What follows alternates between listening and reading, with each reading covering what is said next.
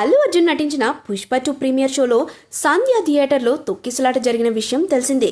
ఆ ఘటనలో దిల్సుఖ్ నగర్కు చెందిన రేవతి అనే మహిళ మృతి చెందిన విషయము తెలిసిందే. 9 సంవత్సరాల వయసుకున్న ఆమె కుమారుడు తీవ్రంగా గాయపడ్డాడు. కిమ్స్ ఆసుపత్రి పీడియాట్రిక్ ఇంటెన్సివ్ కేర్ యూనిట్లో చికిత్స పొందుతున్నాడు. బాబు పరిస్థితి విషమంగానే ఉందని వైద్యులు చెబుతున్నారు. తాజాగా శ్రీతేజ్ ఆరోగ్యంపై వైద్యులు బులెటిన్ను రిలీజ్ చేశారు. ప్రస్తుతం అతని పరిస్థితి ఎలా ఉందో వైద్యులు ఏం చెప్పారో ఇప్పుడు తెలుసుకుందాం.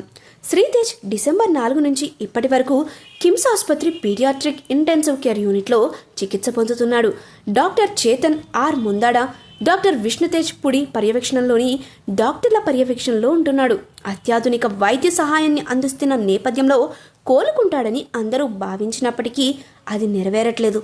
సంఘటన చోటు చేసుకున్న ఈ నెల 4వ తేదీ నుంచి కన్ను కూడా తెరవలేదా బాలుడు. ఇప్పుడు బ్రెయిన్ డ్యామేజ్ అయినట్లు డాక్టర్లు నిర్ధారించారు. మంగళవారం సాయంత్రం కాంగ్రెస్ శాసన మండలి సభ్యుడు తీన్మార్ మల్లన్న కిమ్స్ ఆసుపత్రికి వెళ్లారు. శ్రీతేజ్ను పరామర్శించారు. ఆ బాలుడి ఆరోగ్య పరిస్థితి గురించి డాక్టర్లను అడిగి తెలుసుకున్నారు. ఆ తర్వాత ఆసుపత్రి ఆవరణలో విలేకరులతో మాట్లాడారు. ఎప్పుడు కోలుకుంటాడనే విషయాన్ని డాక్టర్లు సైతం చెప్పలేకపోతున్నారని అన్నారు. శ్రీతేజ్ బ్రెయిన్ డ్యామేజ్ అయినట్లు డాక్టర్లు చెబుతున్నారని పేర్కొన్నారు. తొక్కిసలాట సమయంలో మెదడు తీవ్ర ఒత్తిడికి గురి కావడంతో ఆక్సిజన్ బ్రెయిన్కి అందట్లేదని డాక్టర్లు వివరించారు.